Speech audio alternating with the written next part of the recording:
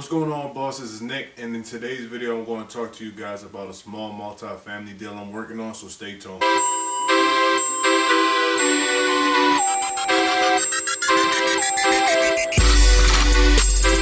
I just got that money swag. What's going on, bosses? This is Nick checking in. I got a property that I'm looking at, off-market deal, 3 units. Seller wants $195,000. 2 units, they're rented. I would live in the other one. It's going to be a house hack. So one is rented for $1,100. The other is rented for $900.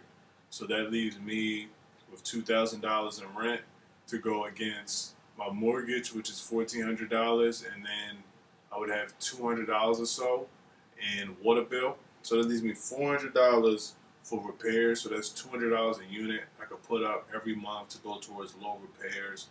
So when repairs and things come up, it's not really killing my pockets. So this property, I like this property because the mortgage is less than the rents. So that's something that I wanted. And then I have some extra money down here to cover repairs. So that's very helpful. So that's less money that's coming out of my pocket. That's more money that I can stash away. And I also like the added security of having 2 tenants. Because if I'm looking at the duplex, I might have the duplex deal. The mortgage this is what I was looking at. The mortgage was like $1,100. I could have probably boosted the rent to $1,000. So now I'm paying $100 a month. That's great to live in a place for $100 a month. And I would also have to put up that $200 or so every month. So now I'm paying $300 a month to live in that place, plus water bill, plus other expenses. Versus in this property, I'm basically paying nothing to live in it. So that's a big advantage to this property than a lot of the duplexes I've been seeing, is that it has money on top of everything to pay for repairs and just a little repairs. Of course, I had to put a new furnace or something in. It's going to be more than this $200 a month. But that's a big help in my monthly cash flow.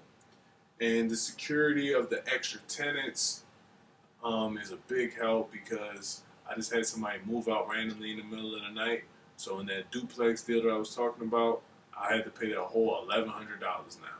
Versus in this one, even if this tenant moves out, I'm going to be paying $700 or so for my expenses, and then the water bill. So $900, that's $500 if you don't include the water bill.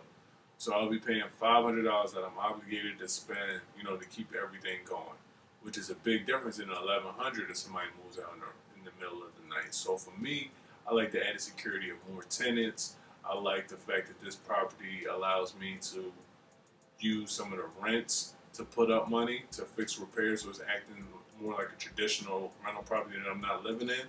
And then I have a whole extra unit that I can rent out when I move out. As you guys can see now that the property needs a lot of work. But not a lot of work, it's in livable condition and everything, but to get it nice enough where you want to have people come over, it's going to need a little bit of work. Things that I like, things that I don't like. I like that it's 3 units, of course. I don't like that it's on my unit will be on the first floor. I mean, I could change that as people move around and stuff. I like to sleep a little bit up higher. That's a personal thing, but it's a personal residence.